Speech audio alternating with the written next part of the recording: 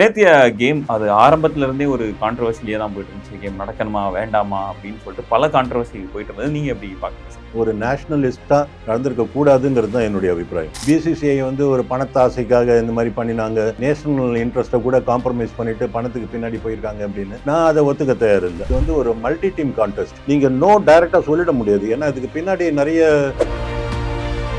பாகிஸ்தானோட பேட்டிங்கோட ஓப்பனர்ஸ் ரெண்டு பேர், எங்களுக்கு ரிஸ்வானும் வேண்டாம் பாபர் அசாமும் வேண்டாம், நாங்க எங்களோட யங் ஸ்குவாட கொண்டு போயிடுறோம் அப்படின்னு சொல்லி பண்ணதுனால விளைவு அப்படின்ற மாதிரி பார்க்கலாமா சார்? பாபர் அசாம் மாதிரி ஒரு பிளேயரை ட்ராப் பண்றாங்க அப்படின்னு சொன்னா அதுக்கு ரீசன் இல்லாம பண்ண மாட்டாங்க. புதுசா இருக்க ரோஹித் சர்மா இல்ல, கோலி இல்ல, அஸ்வின் இல்ல அப்படிங்கிற சுச்சுவேஷன்ல எப்படி நம்ம இந்த புது ரிவைவல் அப்படிங்கிறது புது பரிமாணம் எடுக்குது அப்படின்னு நம்ம பேசிட்டு இருந்தோமோ, அதே மாதிரி பாகிஸ்தான் கிரிக்கெட்டும் இப்போ ஒரு புது பரிமாணம் எடுக்குது. இந்த பாகிஸ்தான் டீமை பொறுத்த வரைக்கும் நீங்கள் எப்போ பார்த்தாலும் சரி, அதில் பெரிய ஒரு குறைபாடு என்னன்னா பெரிய யூனிட்டி கிடையாது அவங்களுக்குள்ள. இந்தியாவோட பவுலிங் அட்டாக் அவங்களோட சாய்ஸ் எப்படி சார் பார்க்குறீங்க? தொடர்ந்து ரெண்டாவது கேமா அதே மாதிரி போகிறாங்க. ரெண்டு ஃபாஸ்ட் போலர்ஸ் ஆடணும். எப்படி இருந்தாலும் 5 போலரோட போகிறது தான் நியாயம். இந்த 5 போலரில் ஒரு போலர்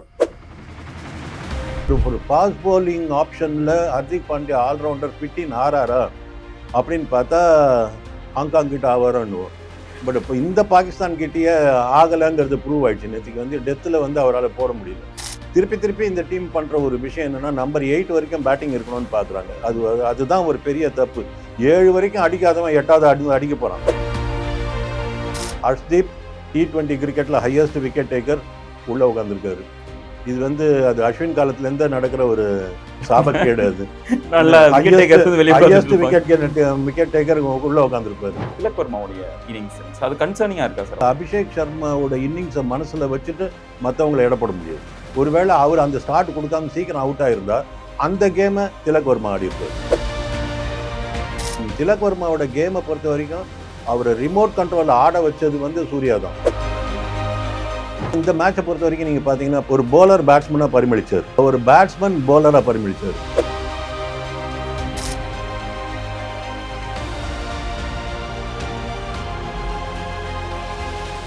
கிரிக்கெட் ஒன்லி நேயர்களுக்கு வணக்கம். இந்தியா வர்சஸ் பாகிஸ்தான் கேம் நடந்து முடிஞ்சிருக்குது. யூஸ்வலா அது ஒரு பிளாக் பஸ்டர் கேமா இருக்கும், அது பாக்ஸ் ஆஃபீஸ் கேமா இருக்கும் அப்படின்னு சொல்லும்போது அன்பார்ச்சுனேட்லி அந்த அளவுக்கு ஒரு டைட்டான கேமா இல்லை அப்படின்னு தான் நம்ம சொல்லணும். பட் இருந்தாலும் எக்கச்சக்க டாக்கிங் பாயிண்ட்ஸ் இருக்கு. யார்கிட்ட பேசி தெரிஞ்சுக்க போறோம் அப்படின்னா கிரிக்கெட் அனாலிஸ்ட் ரமேஷ் அவர்களோட. வணக்கம் சார். வணக்கம் லியோ, எப்படி இருக்கீங்க சார்? நல்லா இருக்கேன் லியோ, எப்படி இருக்கீங்க? ரொம்ப நாள் ஆச்சு உங்களை பார்த்து. ஆமா சார், ரொம்ப நாள் ஆச்சு உட்காந்து, ரொம்ப நாள் ஆச்சு. ஆமா, வெரி நைஸ். ஆமா சார். ஸோ நேத்திய கேம் அது ஆரம்பத்துல இருந்தே ஒரு கான்ட்ரவர்சிலியே தான் போயிட்டு இருந்துச்சு. கேம் நடக்கணுமா வேண்டாமா அப்படின்னு சொல்லிட்டு பல கான்ட்ரவர்சி போயிட்டு இருந்தது. நீங்க எப்படி பாக்குறீங்க சார்? இந்தியா பாகிஸ்தான் மேட்ச் நடந்திருக்கணுமா வேண்டாமா அப்படின்னு கேட்டிங்கன்னா, on the face of it என்ன நீங்கள் கேட்டிங்கன்னா ஒரு நேஷ்னலிஸ்டாக நடந்திருக்க கூடாதுங்கிறது தான் என்னுடைய அபிப்பிராயம், bottom line. Okay. But having set that இது ஒரு பிசிசிஐ ஒரு பணத்தாசைக்காக இந்த மாதிரி பண்ணினாங்க அப்படிங்கிற சில குற்றச்சாட்டுலாம் இருக்குது. நேஷனல் இன்ட்ரெஸ்ட்டை கூட காம்ப்ரமைஸ் பண்ணிவிட்டு பணத்துக்கு பின்னாடி போயிருக்காங்க அப்படின்னு நான் அதை ஒத்துக்க தயார் இல்லை. அதுக்காக பிசிசிஐ பண்ணியிருப்பாங்கன்னு சொல்ல முடியாது.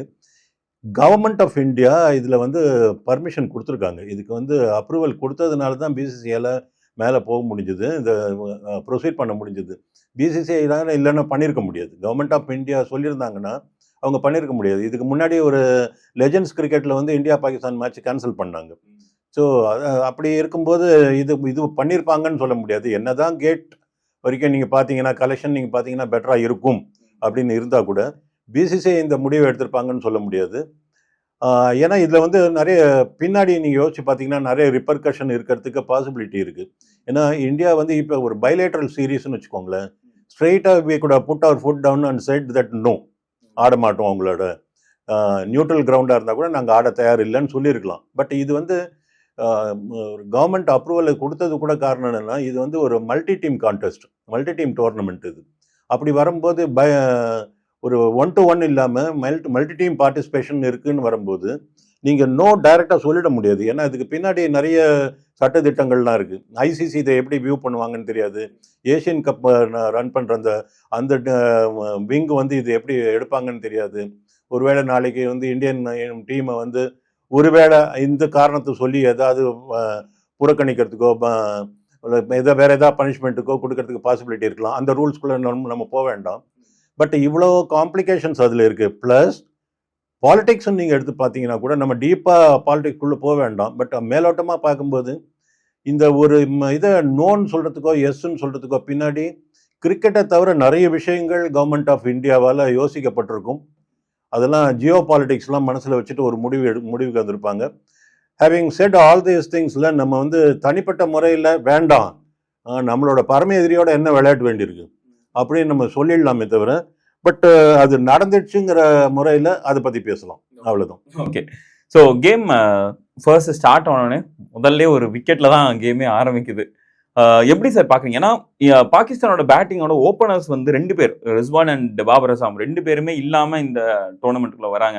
அப்படின்னும் போது நிறைய கொஸ்டின்ஸ் இருந்துச்சு. ஏன்னா உங்களுக்கு ரிஸ்வான் பாபர் அசாம் மேலே பல விமர்சனங்கள் இருக்கலாம். இப்போ ஸ்ட்ரைக் ரேட் இதாக இருக்குது அதுன்றனாலும் அவங்களோட டீமை வந்து கரெக்டாக எடுத்துகிட்டு போகிறாங்க அப்படின்ற அந்த இடத்த காம்ப்ரமைஸ் பண்ணி எங்களுக்கு ரிஸ்வானும் வேண்டாம் பாபர் அசாமும் வேண்டாம், நாங்கள் எங்களோட யங் ஸ்குவாடை வச்சு கொண்டு போயிடுறோம் அப்படின்னு சொல்லி பண்ணதுனால விளைவு அப்படின்ற மாதிரி பார்க்கலாமா சார்? இல்லை, அது நீங்கள் வந்து அப்படி பார்க்குறத விட நீங்கள் அவங்க 2 பேரையும் அவங்க ட்ராப் பண்ணியிருக்காங்க.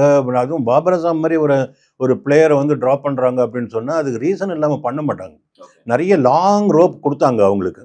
பர்டிகுலர்லி பாபர் அசாமுக்கு வந்து லாங் ரோப் கொடுத்தாங்க. பட் அது வந்து அதனால பெரிய ரிசல்ட் அவங்களுக்கு கிடைக்கல.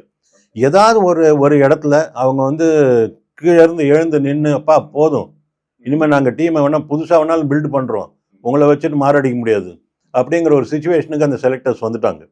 இப்போ எப்படி ஒரு இந்தியன் டீம் வந்து திடீர்னு ஒரு நியூ ஈரா அப்படின்னு ஆரம்பிச்சதோ இங்கிலாந்து போகிறதுக்கு முன்னாடி, புதுசாக ரோஹித் சர்மா இல்லை, கோலி இல்லை, அஸ்வின் இல்லை அப்படிங்கிற சுச்சுவேஷனில் எப்படி நம்ம இந்த புது ரிவைவல் அப்படிங்கிறது புது பரிமாணம் எடுக்குது அப்படின்னு நம்ம பேசிட்டு இருந்தோமோ, அதே மாதிரி பாகிஸ்தான் கிரிக்கெட்டும் இப்போ ஒரு புது பரிமாணம் எடுக்குது. அந்த மாதிரி இருக்குது. Too early to comment about this Pakistan team. ஏன்னா இதுதான் ஃபர்ஸ்ட் வந்து இந்த மாதிரி ஒரு யங்ஸ்டர்ஸ் எடுத்து கொண்டு வந்து பண்ணுறாங்க. அவங்க இந்த ஃபக்கர் ஜமான் மாதிரி ஆட்கள்லாம் கூட அவங்க இருந்தால் கூட நல்ல பேட்ஸ்மேன் தான் வரலாம், பட் கான்ட்ரிபியூட் பண்ணணும் அவங்களாம். இவங்க வந்து எப்போவுமே கொஞ்சம் சீனியர்ஸ் இருக்காங்கல்ல இதில், அந்த மாதிரி ஆட்கள் இந்த ஜூனியர்ஸை வந்து அரவணைச்சு கொண்டு போகணும். இந்த பாகிஸ்தான் டீமை பொறுத்த வரைக்கும் நீங்கள் எப்போ பார்த்தாலும் சரி, அதில் பெரிய ஒரு குறைபாடு என்னென்னா பெரிய யூனிட்டி கிடையாது அவங்களுக்குள்ள. அது ஒரு டீம் ஸ்பிரிட்டோடு ஆட மாட்டாங்க. அவங்க வந்து ஒரு திடீர்னு 100 ஃபார் நோலாஸ் ஆடுவாங்க, 102 ஆல் அவுட் ஆகிடுவாங்க.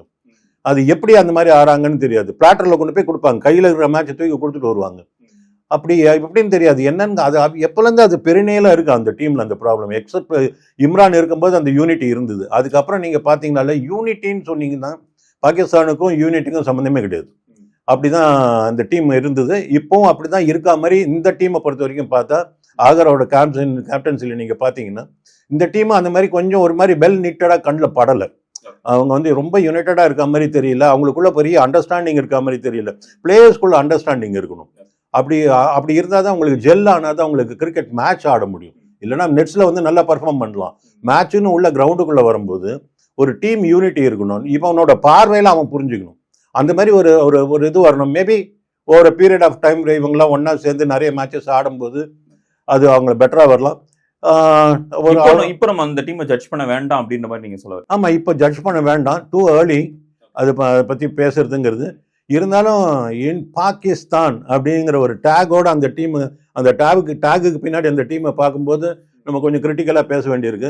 இவ்வளோ மட்டமாக ஒரு டீம் இருக்கிறது வந்து, அது இந்தியா மாதிரி ஆளுங்க டீமுக்கிட்ட வந்து, இந்தியாலாம் என்னங்க அது எங்கேயோ இருக்காங்க.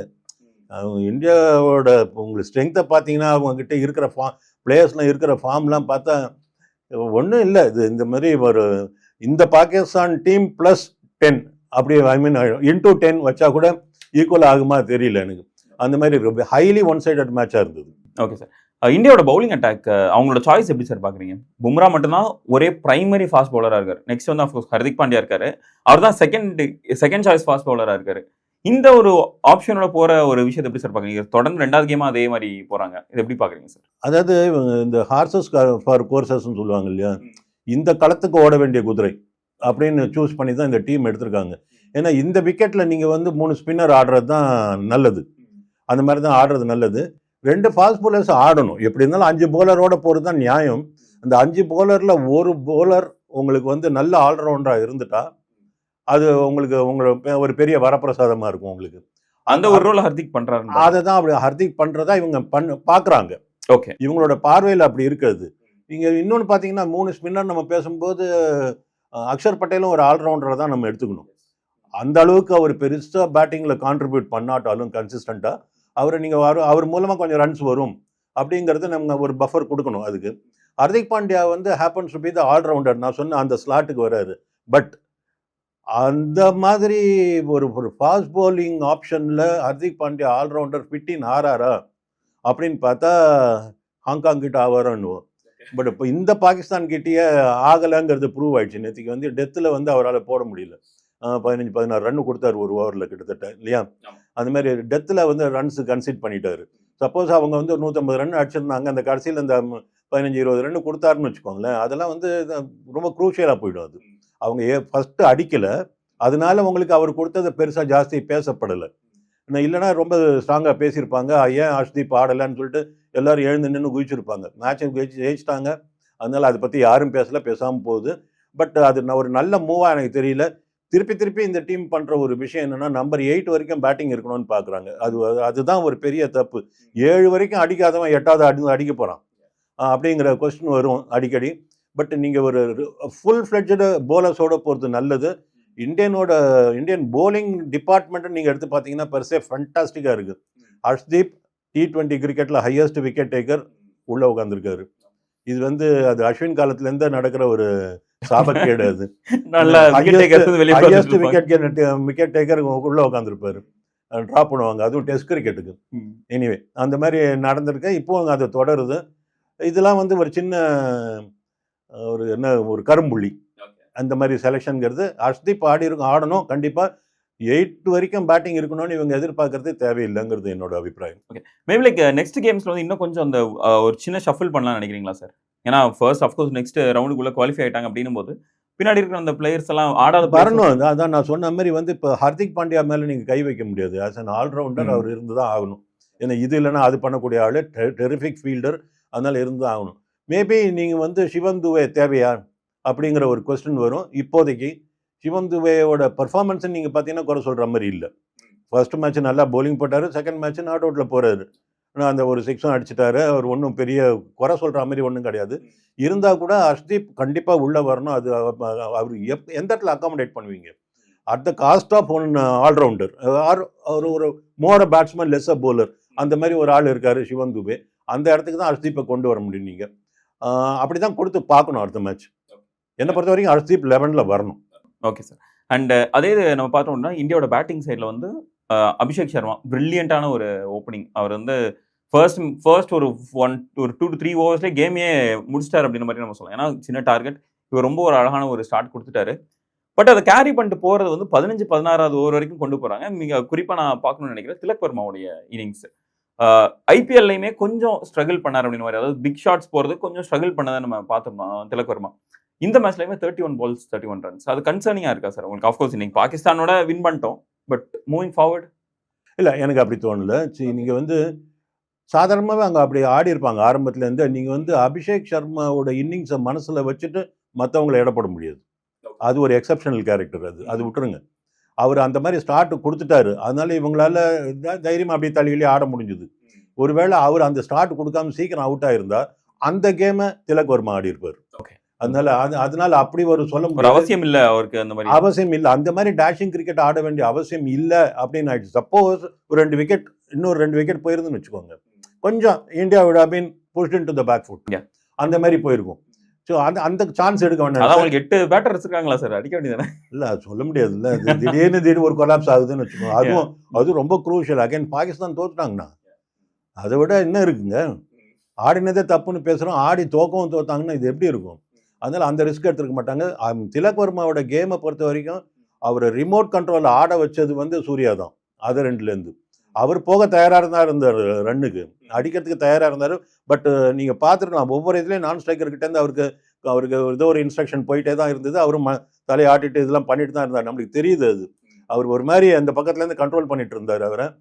அதனால ரொம்ப ஒன்றும் அடிக்க வேண்டாம், அடிச்சுக்கோ. அந்த மாதிரி லூஸ் டெலிவரிஸ் இருந்ததுன்னா ஓகே. ரொம்ப அதுக்காக அன்டியூ ரிஸ்க்லாம் எடுத்து ஆடணுங்கிற அவசியம் இல்லைன்னு சொல்லியிருக்கணும். கண்டிப்பாக 2 பேரும் அழகாக இந்த சேல் த்ரூ ஒன்றுமே இல்லாமல் ஒரு பேனிக் இல்லாமல் கொண்டு போயிட்டாங்க. போதுமே, பரவாயில்ல, நீ போன ஆரம்பத்தோட ஸ்பீடை பார்க்கும்போது 7-8 ஓவரில் முடிச்சிடுவாங்கங்கிறது இருந்தது. 13 ஓவர் வரைக்கும் போனாங்க. Doesn't matter, no problem. அது end of the day winning தான் முக்கியம். டெஃபினட்டா அது ரொம்ப குரூஷியல் வேறு. Okay sir. யூஸ்வலாகவே என்னன்னா இந்த மாதிரி டாமினண்ட்டாக ஒரு டோர்னமெண்ட்டை ஸ்டார்ட் பண்ணுறாங்கன்னா டுவர்ட்ஸ் எண்ட் அவங்க ஸ்ட்ரகிள் பண்ணுவாங்க அப்படின்ற மாதிரியான ஒரு இது இருக்குது. குறிப்பாக நம்ம ரீசெண்டாக நடந்த அந்த 50 ஓவர் வேர்ல்டு கப் கூட பார்த்துட்டோம்னா இந்தியா வந்து தொடர்ந்து எல்லாத்தையுமே டாமினேட் பண்ணிட்டு வந்தாங்க. ஃபைனல்ஸில் வந்து கோட்டை விட்டாங்க. எதனால அவங்ககிட்ட இருக்கிற பிரச்சனைகள் வந்து எக்ஸ்போஸ் ஆகாமலே இருந்தது ஃபைனல்ஸ் வரைக்கும். அந்த ஃபைனல்ஸ் அந்த எக்ஸ்போஸ் ஆகும்போது அந்த ஒரு கிரைசிஸ் வரும்போது அதை எப்படி டீல் பண்ணணும் அப்படின்ற தெரியாத ஒரு இந்தியா டீமாக தான் இந்த ஃபைனல்ஸ்க்குள்ள போனாங்க. அதே சுச்சுவேஷன் இந்த இதெல்லாம் நடக்கிறதுக்கான வாய்ப்புகள் இருக்கா சார்? நடக்கிறதுக்கான வாய்ப்பு இல்லை. ஏன்னா அந்த அளவுக்கு ஆப்போனன்ட் இல்லை.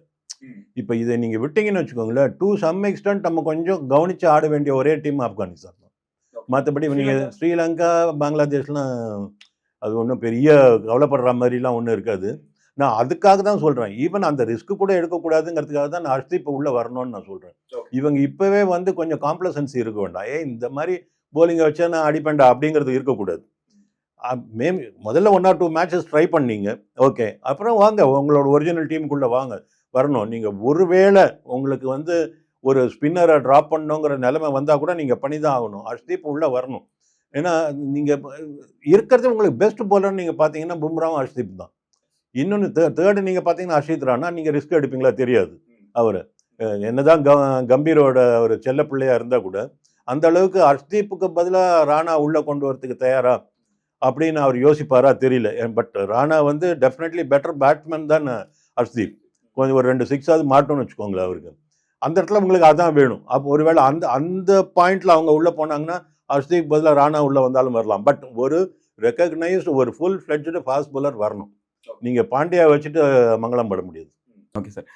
கடைசியாக ஒரு கொஸ்டின் கேட்கணும். மூவிங் ஃபார்வர்ட் இந்த இந்தியா டீம் வந்து முதல் 2 மேட்ச் அஃப்கோர்ஸ் ரொம்ப டாமினேட் பண்ணி பண்ணிட்டாங்க. மூவிங் ஃபார்வர்ட் என்னென்ன பிரச்சனைகளை நீங்கள் இப்போதைக்கு பார்க்குறீங்க, அந்தந்த விஷயத்தில் அட்ரஸ் பண்ணணும்னு நினைக்கிற ப்ராப்ளம்ஸ் என்னென்ன? எனக்கு தெரிஞ்சு இப்போதைக்கு இந்த இந்தியன் டீமில் வந்து பெரிய பிரச்சனை இருக்க மாதிரி தெரியல. மேபி நீங்கள் இப்போ ரேஸ் பண்ண அந்த பாயிண்ட்டை நம்ம இன்னும் கொஞ்சம் எலாபரேட்டாக பேசுறதுன்னா, ஒரு மிடில் ஆர்டரில் ஸ்ரேயாஸ் ஐயரோட ஆப்சன்ஸு எங்கேயாவது ஒரு இடத்துல உங்களுக்கு அதை நீங்கள் ஃபீல் பண்ணுவீங்களோ அப்படின்னு எனக்கு தோணுது. ஏன்னா ஒரு குயிக்காக ஒரு 3-4 விக்கெட்ஸ் விழுந்துன்னு வச்சுக்கோங்களேன், ஸ்டெபிலைஸ் பண்ணி 20 ஓவர் வரைக்கும் கொண்டு போகிறதுக்கு ஆள் வேணும் உங்களுக்கு. முதல்ல ஒரு அட்லீஸ்ட் ஒரு 5-6 ஓவர் தள்ளி குயிக் சிங்கிள்ஸ் எடுத்து அந்த மாதிரி ஆடி அதுக்கப்புறம் அடிக்கக்கூடிய ஒரு ஆள் அந்த மாதிரி இப்போ இருக்காங்களான்னு பார்த்தா இல்லை. ஆக்சுவலி சூரியகுமார் யாதவும் கொஞ்சம் லாங் இன்னிங்ஸ் ஆடுறவராக இருந்தார். இப்போ இல்லை. இப்போ அவர் உள்ள வரும்போதே மாறுறாரு. இப்படி தேவையில்லை, அப்படிலாம் வேண்டாம். உலகம் உங்களை பற்றி தெரியும், உலகத்துக்கு தெரியும் நீங்கள் எந்த ஸ்ட்ரோக்கில் மாஸ்டர் அப்படிங்கிறது உலகத்துக்கு தெரியும். நீ எவ்வளோ அக்ரெசிவ் பிளேயருங்கிறது தெரியும். என்னத்துக்கு காட்டணும்? அது வந்த ஃபர்ஸ்ட் பால் காட்டணுமா? அது அவசியமே கிடையாது. அதுவும் ப்ரீ டிட்டர்மெண்டா. பால் அங்கே விழுந்தது அதுக்காக போனேன்னு சொன்னால் கூட பரவாயில்ல. இது பால் எப்படி வந்தாலும் சரி நான் ஆடுவேன் அப்படின்னு போகிறது வந்து that's not a good sign. அதெல்லாம் வந்து அந்த லெவலில் வந்து ஸ்கையோட லெவலில் இதெல்லாம் வந்து it will not be credited to his account. இதெல்லாம் கொஞ்சம் யோசிக்கிற மாதிரி தான் இருக்கும். என்ன சொல்ல வரேன்னா, அந்த மாதிரி சமயத்தில் கொஞ்சம் நின்று உடனே உஷாராயிட்டாரு. இது நம்மளுக்கு மாட்டில் 2 ஷாட் மாட்டலன்னு சொன்னோன்னா அவர் கொஞ்சம் ஆஃப்லலாம் ஆட ஆரம்பிச்சிட்டார். அவருக்கு தான் ஆஃபில் ஆடுறதுங்கிறதே கிடையாது. இப்போ ஆஃப்லலாம் ஆட ஆரம்பிச்சாரு. அந்த square cut late cut point behind the point ஆடின சில ஷாட்ஸ் வந்து ஃபென்டாஸ்டிக் ஆடினார். சரி, அதெல்லாம் நீங்கள் இம்ப்ரவைஸ் பண்ணிக்கணும். நீங்கள் உடனே மாற்றிக்கணும். உங்களுக்கு இது வரலையா, சரி இப்படி போகலாம். அவன் நீ இங்கே ஆட போகிறேன்னு சொல்லிட்டு ஆஃபில் அட்டாக் பண்ணுறான். இங்கேயாவது எடுக்க வேண்டிய அவசியம் என்ன? இங்கே ஆட என்ன பிரச்சனை? ஒன்றும் பெருசாக உங்களுக்கு என்ன ஒரு ஓவருக்கு 15 ரன் அடிக்க வேண்டியிருக்கு ரிஸ்க் எடுக்கிறதுக்கு. இல்லவே இல்லையே, தள்ளி ஆடலாமே. அந்த மாதிரி அது ஓகே வரலன்னு சொன்னா உஷாராக மாறிட்டார். என்ன சொல்ல வரேன்னா, இந்த மாதிரி நடுவில் ஒரு ஸ்டெபிலைஸ் பண்ணி ஆடக்கூடிய ஒரு பேட்ஸ்மேன் வேணும். அந்த இடத்துல தான் நம்ம ஸ்ரேயாஸை மிஸ் பண்ணுவோன்னு தோணுது. ஹேவிங் செட் தட், இப்போ டீம் எடுத்தாச்சு. திருப்பி போனவரை பற்றி இல்லாதவரை பற்றி பேசி பிரயோஜனம் கிடையாது. இருக்கிற ஆளில் யார் அந்த ரோலை பண்ண போகிறாங்க அப்படிங்கிறது பார்க்கணும். மேபி திலக் அந்த ரோல் ஃபிட்டின் ஆவாரம் தோணுது. ஏன்னா அவர் வந்து கொஞ்சம் அவர்கிட்ட வந்து அப்பா நீ நல்ல ஸ்ட்ரோக் மேக்கர் பார்த்துட்டோம், பட் அது தவிர இன்னிங்ஸ் பில்டு பண்ணுற ஒரு பிளேயராக நீ வளரணும் அப்படின்னு சொல்லிட்டு கம்பீர் அவர்கிட்ட பேச ஆரம்பிச்சு, ஒருவேளை இஃப் சிப்ஸ் ஆர் டவுன் நீ கொஞ்சம் you have to rice to the occasion. நீ வந்து பார்த்து ஆடணும், கொஞ்சம் தலையை தொங்க போட்டு ஆடு. இது வந்து பெரிய எல்லா பாலும் கம்பு சுற்றணுங்கிறது அவசியம் இல்லை. ஒரு ஓவருக்கு 6 சிங்கிள் எடுத்தால் கூட போதும். நீ முதல்ல ஒரு 2 ஓவர் அந்த மாதிரி ஆடு. அதுக்கப்புறம் ரன்ஸ் ஆட்டோமேட்டிக்காக வரும். இருக்கவே உனக்கு தானம் கொடுக்கறதுக்கு டெத்தில் வருவாங்க பவுலர்ஸ். எந்த ஒரு டீமாக இருந்தாலும் ஒரு ஒரு வீக் லிங்க்னு ஒருத்தன் 2 பேர் இருப்பான். டெத்தில் ஒரு ஆடுற 5 போலர்ல 5 போலரும் அன்னைக்கு ஃபார்ம்ல இருக்க மாட்டான். ஒரு 2 பேர் மாட்டுவான், சிக்குவான். அவனுக்கு அவங்கள வச்சு அந்த அவனை வச்சு செஞ்சா போதும் அப்படின்னு சொல்லிட்டு அன்னைக்கு ஆடக்கூடிய ஒரு ஆளா, கேம் சிச்சுவேஷனை புரிஞ்சுக்கிட்டு நெகோஷியேட் பண்ணக்கூடிய ஒரு ஆளா ஒரு பிளேயர் நடுவில் இருக்க வேண்டியது அவசியம். அவ்வளோதானே தவிர இந்த டீமை பொறுத்த வரைக்கும் நல்லா இருக்கு டீமுங்க, சூப்பர் டீமுங்க, ஒன்றுமே சொல்கிறதுக்கு இல்லை. Okay sir. அண்ட் கடைசியாக ஒரே ஒரு கொஸ்டின், இந்த கேமை முடிஞ்சதுக்கு அப்புறமா போஸ்ட் மேட்ச் இன்டர்வியூவில் சூரியகுமார் பேசின ஒரு விஷயத்த நான் கேட்கணும்னு நினைக்கிறேன். அதுக்கு முன்னாடி ஒன்று இந்த கேமை பற்றி பேசும்போது ஒன்று சொல்லிடுறேன். இந்தியன் டீமை பற்றியே பேசியிருக்கோம், பாகிஸ்தான் டீம் வந்து புதுசாக வந்திருக்கு, அதனால பேசுறதுக்கு ஒன்றும் இல்லைன்னு சொல்லிட்டு முடிச்சிட்டோம். இருந்தாலும் ஒரு பிளேயரை பற்றி நான் சொல்ல விரும்புகிறேன். இந்த இந்த மேட்சை பொறுத்த வரைக்கும் நீங்கள் பார்த்தீங்கன்னா பாகிஸ்தான் டீமில் ஒரு போலர் பேட்ஸ்மேனாக பரிமளிச்சார், இல்லைன்னா 100 போயிருக்காரு. ஒரு ஒரு ஒரு பேட்ஸ்மேன் போலராக பரிமளிச்சார். I am very much impressed with Saim bowling. பியூட்டிஃபுல்லாக போட்டாருங்க. அந்த 4 ஓவருக்கு அந்த 3 விக்கெட் எடுத்தது இருக்கு பாருங்க. ரொம்ப நாள் ஆச்சு எனக்கு அந்த மாதிரி வரணும் ஒரு தூசராலாம் பார்த்து. அதுவும் கில்ல எடுத்த பால் வந்து ட்ரீம் ஆஃப் அ டெலிவரி. அது வந்து எங்க சக்லைன் முஷ்டாக்கு பார்த்தோம், சயீத் அஜ்மல் போடுவார் அந்த மாதிரி. அந்த தூசரா நம்ம வந்து கேரம் பால் அஸ்வின் நிறைய பார்த்துருக்கோம். பட் இந்த தூசராங்கிறது அந்த சீம் வந்து வெர்டிகலாக இருக்கும். அது வந்து பால் பிச் ஆகி அந்த ஆக்ஷன் வந்து ஆஃப் ஸ்பின் ஆக்ஷனாகவே இருக்கும். பால் பிச் ஆகிட்டு இப்படி போகும், அது லெக் ஸ்பின் மாதிரி. அதுவும் என்ன விசேஷம் வெளில போச்சு கில்லுக்கு. இத்தனைக்கும் அவர் அவுட் சைட் ஆஃப் ஸ்டம்ப் வந்து ஜாஸ்தி தேடுற ஆள் கிடையாது கில். லைனில் வர பால் பீட் ஆகி போல்டாக வருவார் நிறைய. But outside of stump வந்து அந்த மாதிரி போய் பாலை தேடுற ஆள் கிடையாது. அவரையே பீட் பண்ணது வந்து beautiful delivery. Tilak Varma out ஆனது கூட ஒரு கிளாசிக்கல் ஆஃப் ஸ்பின், பியூட்டிஃபுல்லாக இருந்தது. அந்த பையனை கொஞ்சம் கவனிக்க வேண்டிய பையன். Okay sir, okay, cool. And yes, of course நான் அந்த கொஸ்டினுக்கு நான் வரேன். சூரியகுமார் யாதவோட போஸ்ட் மேட்ச் இன்டர்வியூ வந்து சிலர் வந்து கொஞ்சம் கிரிட்டிசைஸ் பண்ணுறாங்க. இந்த இடத்துல இந்த மாதிரியான பேச வேண்டிய அவசியம் இருக்குதா? அது லைக் நாங்கள் இந்த விக்டரியை வந்து we dedicate to our military அப்படின்ற மாதிரியான பேசும்போது நீங்கள் அதை எப்படி பார்க்குறீங்க சார்? Nothing wrong in it. என்ன தப்பு இருக்குது அதில்? அது வந்து ரூல்ஸ் அண்ட் ரெகுலேஷன்ஸில் கூட அது ஒன்றும் அந்த இவர் பண்ணினது வந்து அந்த ரூல்ஸ் படி நீங்கள் பார்த்தீங்கன்னா நீங்கள் வந்து ஒரு அரசியல் பேசக்கூடாது. அங்கே வந்து உட்காந்து ஒரு பிளேயர் வந்து அரசியல் பேசக்கூடாது. இவர் வந்து ஒரு வேளை இந்த பாகிஸ்தானுக்கு அகேன்ஸ்டாக இந்த விக்டரியை வந்து டிஃபென்ஸ் மினிஸ்டருக்கு நான் சமர்ப்பிக்கிறேன் அப்படின்னு சொல்லியிருந்தா பெரிய விஷயமா போயிருக்கும். அவர் வந்து என்ன உயிர் காப்பாற்றினவனுக்கு நான் கொடுக்குறேன். சுனாமி வந்ததுங்க, வெள்ளம் வந்தது சென்னையில். எத்தனை பேர் போட்டை எடுத்துகிட்டு போயிட்டு மாடியில் இருக்கிறவங்களாம் கூப்பிட்டு போட்டில் கொண்டு வந்து கொடுத்து அவங்களுக்கு சாப்பாடு கொடுத்து காப்பாற்றினாங்க. அந்த மாதிரி எவ்வளோ நம்ம பார்த்துருக்கோம். என்ன காப்பாற்றின ஆள். கொரோனா வந்தது, கோவிட் வந்தது. அப்போ வந்து அந்த வேக்சினேஷன் இந்தியாவிலே கண்டுபிடிச்சாங்க. நம்ம ஒன்றும் வெளிநாட்டெல்லாம் எதிர்பார்க்கல, இந்தியாவிலே கண்டுபிடிச்சி நம்ம போட்டு நீங்களும் நானும் உட்காந்து உயிரோடு உட்காந்து பேசிகிட்டு இருக்கோம். இப்போது அந்த மாதிரி சுச்சுவேஷனுக்கு இதுக்கு வந்து கவர்மெண்ட்டுக்கு நான் அந்த கிரெடிட் கொடுத்தேன்னா தப்புன்னு வச்சுக்கலாம். பட் இந்த வேக்சினேஷன் பண்ண விஞ்ஞானிக்கு நான் என் வாழ்க்கையை காணிக்கை ஆக்குறேன்னு சொன்னால் என்ன தப்பு இருக்குது? அந்த விஞ்ஞானிக்கு நான் நன்றி கடன் பட்டிருக்கேன். அதே மாதிரி அது பண்ணார். Full marks to him. எனக்கு I have nothing against Suryakumar Yadav statement. Okay sir, thank you so much sir. உங்களோட நேரத்தை செலவிட்டு நிறைய விஷயங்கள் பகிர்ந்துக்கிட்டீங்க. ரொம்ப ரொம்ப நன்றி. Thank you so much.